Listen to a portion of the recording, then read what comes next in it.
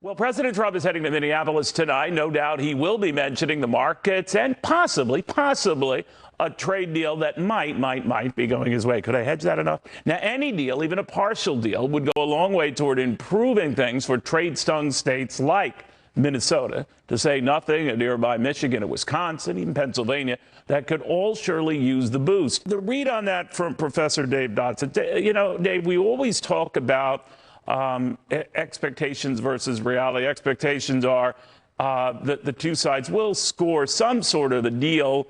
Question is when, but does it really move the needle? If we can avoid, throwing tariffs at each other and worse, that might be fine. What do you think? I think there will be a deal because here's the thing. The president is going to be back on The Apprentice if he doesn't get a trade deal with China. But here's our problem.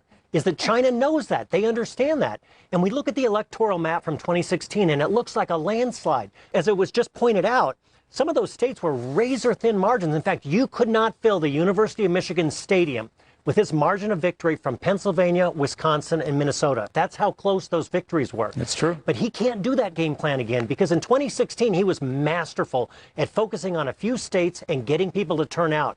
But that won't happen in 2020 because the Democrats are crazed. They'll vote for Winnie the Pooh if that'll keep Trump out of the White House.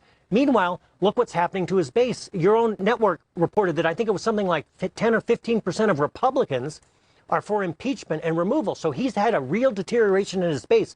He needs every farmer and he needs every welder in those states to show up. And that's not going to happen without a trade deal.